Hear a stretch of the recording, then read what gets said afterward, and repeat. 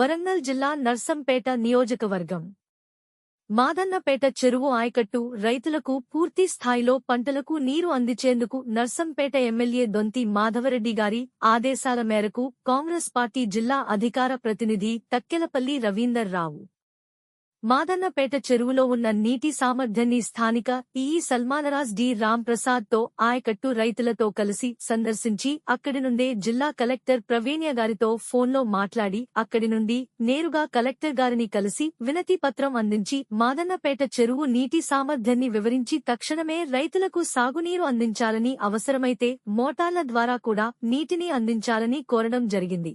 ఇట్టి విషయంపైన కలెక్టర్ గారు సానుకూలంగా స్పందించి పూర్తి స్థాయిలో రైతులకు నీటిని అందిస్తామని హామీ ఇవ్వడం జరిగింది. ఈ యొక్క కార్యక్రమంలో municipal floor leader Vemula Sambaiah, మాజీ వైస్ ఎంపీపీ చింతల సాంబారెడ్డి, కాంగ్రెస్ నాయకులు మేరుగు సాంబయ్య, గంధం నరేందర్, జి కిషన్ మరియు ఆయకట్టు రైతులు పాల్గొన్నారు.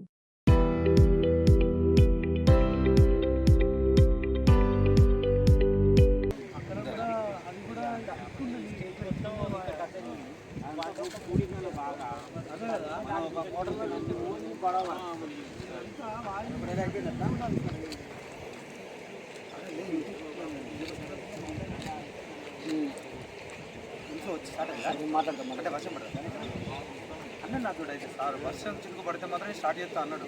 వ్యవస్థ సార్ అన్నాడు. సరే మమ్మల్ని మాట్లాడతాను.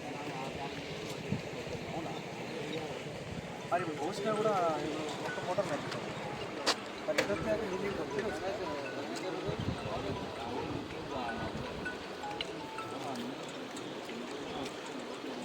పాయింట్ అదే రైతులు ఆ ఫ్లోకి వచ్చి భూమి నుంచి వచ్చి బాగుంది.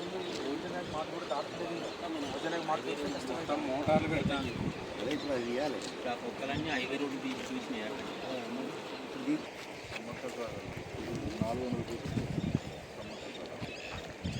400 వస్తాను ఇంట్లో 400 టోటల్.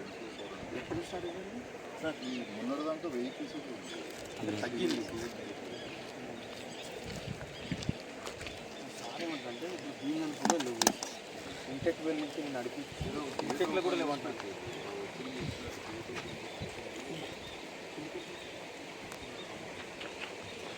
మరి మనం ఇంటెక్లో గుర్తు వచ్చినాము.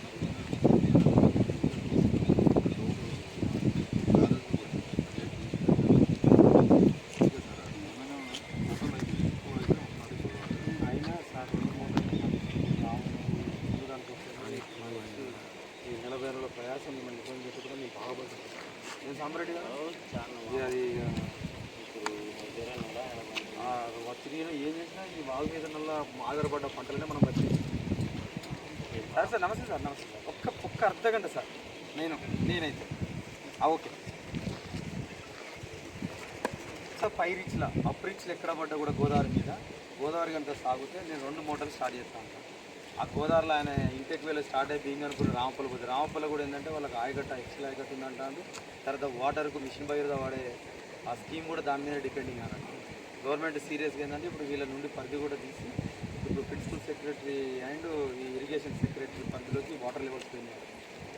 ఇంతకుముందు వీళ్ళు మనం నీళ్ళు ఇచ్చేది ఇప్పుడు మా పరిధిలో కూడా ఇస్తారు కన్వీనియర్. సార్ ఏమన్నారంటే ఉత్తమ్ కుమార్ రెడ్డి గారితో చెప్పించుకున్నా కూడా ఏమైనా ప్రయోజనం ఉందా అని అట్లా ఎమ్మెల్యే గారు సార్. ఇదే పరిస్థితి కానీ వారితో చెప్పించిన పనికి అయితే ప్రయోజనం జరగకపోస్తాను అని అడిగారు. జరగనప్పుడు ఏం చేయాలంటే ఆ వారికి ఒక మాట ఏమి ఇచ్చిందంటే ఆ మధ్యలో 3 రోజుల కింద మబ్బులు పడి వానలు వస్తాయన్న వాతావరణం మీద ఎక్కడ పడ్డా ఈడ కాదు పైన ఎక్కడ పడ్డా నేను మోటార్ స్టార్ట్ చేస్తాను సార్.